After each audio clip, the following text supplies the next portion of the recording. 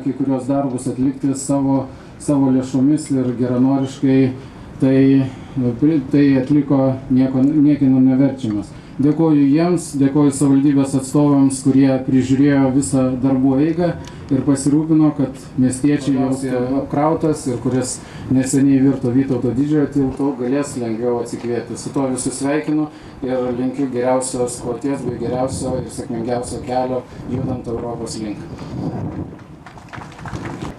Mėly kauniečiai, mėly bičiuliai, ypatinga diena šiandien Kaunui, ypatinga diena šiandien visai Lietuvai. Reikėtų Lietuvai parodyti, kad kauniečiai tikrai atliko didelius darbus gerinant eismo, mūsų mieste eismo saugumą. Belieka tokiais patempais spręsti kitus miesto klausimus. Pavyzdžiui, sprendus pietrytinio apvažiavimo kablius, sprendus Panemunės tilto klausimus, tikrai turbūt miestiečiai važiuotų. Tikrai nerodėjantis išlaikys amžius. Tai leiskite.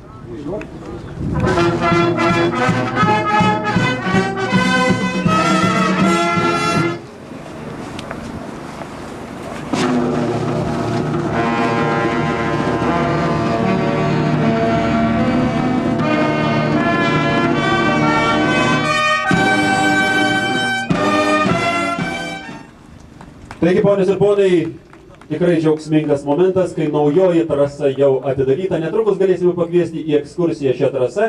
Na, bet pirmiausia kviečiame į mūsų palapinę pasivaišinti simbolinę šampano taurę. Sveikina visus kauniečius ir čia atvykusius, visus darbų vykdytojus, visus, kurie prisidėjo prie štai šio puikaus objekto projektavimo, statybos darbų, visus, kurie džiaugiasi kartu su mumis, kad Kaunas turėjo gražų kelią į Europos prospektą, į Via Baltica, į Europą. Taigi, valio, ponios ir ponai, ir kviečiame prie simbolinės šampano taurės.